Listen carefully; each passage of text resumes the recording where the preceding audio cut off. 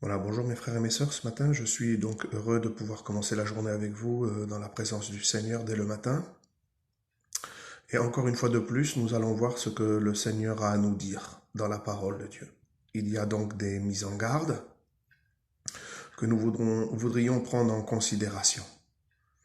Parce que quelquefois, nous sommes négligents et nous ne faisons pas attention à ce que nous faisons. Et non pas par négligence ou par manque de connaissances, mais quelquefois, volontairement, nous faisons des choses qui ne sont pas à la gloire de Dieu et qui ont des conséquences pour nos vies, des conséquences spirituelles très graves. J'aimerais vous parler d'un sujet ce matin qui m'a interpellé et qui est très important. C'est un sujet qui se trouve dans l'Ancien Testament, un sujet bien connu, mais il est nécessaire de le rappeler ce matin. Si le Seigneur me le rappelle, j'aimerais vous le partager ce matin, afin que l'on puisse ensemble être bénis et tirer donc une conclusion de cette histoire, et qu'elle puisse nous servir d'exemple pour nos vies spirituelles. Pour celle et celui qui aura l'occasion ce matin d'écouter ce récit de la parole du Seigneur, j'aimerais vous montrer les conséquences de celui qui ouvre son cœur au monde. Parce que quand on ouvre grand notre cœur à Jésus-Christ, alors Jésus vient et il fait sa demeure dans ce cœur. Jésus prend la place qui lui est due, mais il faut lui permettre. Et tant qu'on ne lui permet pas, il n'entre pas. Il dit, voici, je me tiens à la porte et je frappe. Si quelqu'un entend ma voix, alors qu'il ouvre, et j'entrerai chez lui, je ferai ma demeure chez lui, et moi et mon Père, nous habiterons chez lui, nous demeurerons chez lui. C'est ça la conséquence quand on ouvre grand son cœur. Jésus vient et fait sa demeure, et c'est quelque chose de merveilleux, c'est quelque chose de bon, c'est quelque chose d'agréable quand Jésus vient demeurer dans notre vie, dans notre foyer. Et il est important de le faire, d'ouvrir grand son cœur, parce que nous avons un grand Dieu. Et laissez-moi vous dire, si nous entrouvons notre cœur, Jésus ne pourra pas passer. Jésus ne pourra pas entrer. C'est pour cela qu'il faut l'ouvrir complètement afin que notre grand Dieu puisse entrer dans notre cœur et dans notre vie. Mais il y a aussi des conséquences quand nous ouvrons grand notre cœur au monde. Et c'est là-dessus que je voudrais vous interpeller ce matin. Parce que beaucoup d'hommes et de femmes ouvrent grand leur cœur au monde. Et le monde fait la même chose que le Seigneur. Quand on lui ouvre grand notre cœur, eh bien, il rentre. Il rentre avec toutes ses richesses, avec tous ses attributs, avec toutes ces choses qui lui appartiennent. Et cela nous fait la guerre de l'âme. Et ça a de lourdes conséquences sur notre vie spirituelle. Donc, je voudrais vous parler d'un homme que vous connaissez très bien dans le livre des Juges, dans l'Ancien Testament. C'est Samson. Un homme extraordinaire qui est saisi par la puissance de Dieu et qui fait des exploits, des grands prodiges, parce qu'il est le premier juge en Israël, un homme de Dieu qui a été consacré avant sa naissance. Donc c'est un Nazaréen, non pas de la ville de Nazareth, mais il a fait le vœu de Nazaréa. C'est sa mère qui a fait le vœu de Nazaréa. Donc il était consacré à l'Éternel dès le ventre de sa mère. Donc il devient un instrument de Dieu, un instrument de choix pour accomplir la volonté de Dieu. Beaucoup de grands hommes dans la Bible étaient nazaréens, tels que Jean-Baptiste et bien d'autres encore, mais ce n'est pas le sujet ce matin. Donc j'aimerais vous faire la lecture, livre des Juges, chapitre 16 et verset 17. Je ne serai pas long ce matin.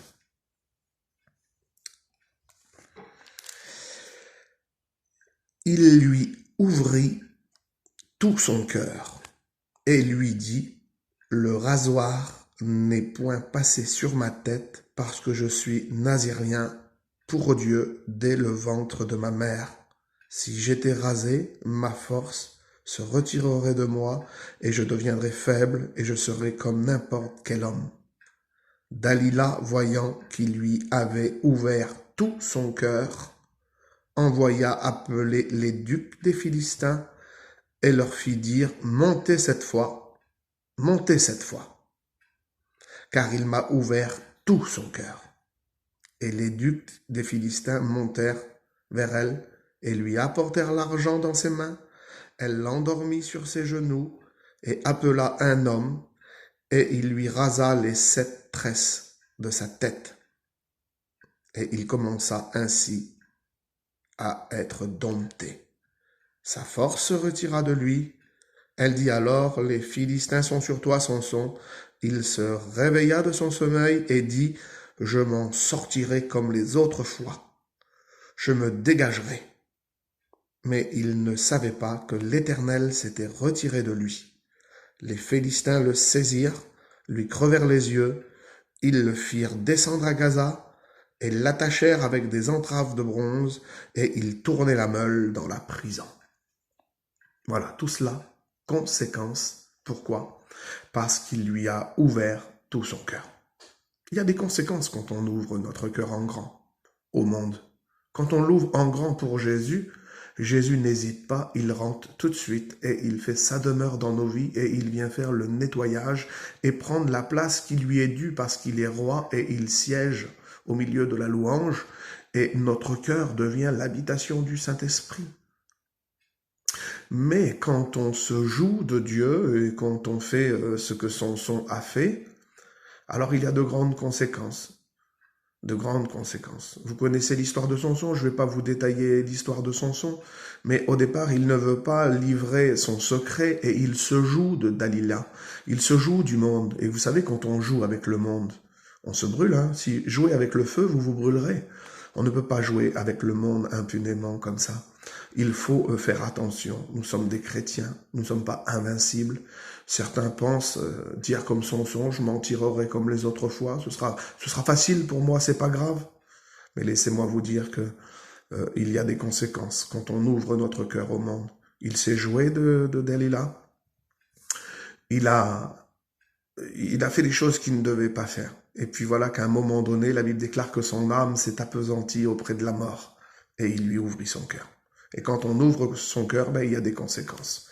Et je voudrais vous dire les 6 conséquences, je vais terminer, les 6 conséquences qui en sont découlées à travers ce récit de la Bible, à travers lequel il a ouvert tout son cœur.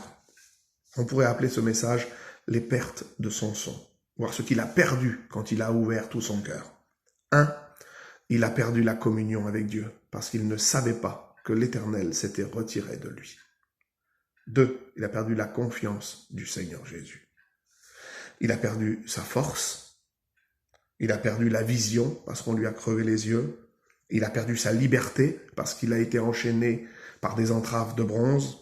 Et il a perdu toute son honneur. Lui, le héros, lui, le juge en Israël, était devenu une bête de somme en train de tourner la meule pour ses ennemis. N'ouvrez jamais votre cœur au monde. Il y aura des conséquences. Méditez cette histoire et vous verrez combien il est important. Que Dieu vous bénisse dans cette journée. Ne craignez rien. Il a vaincu le monde. Bonne journée mes frères et sœurs. Que Dieu vous bénisse.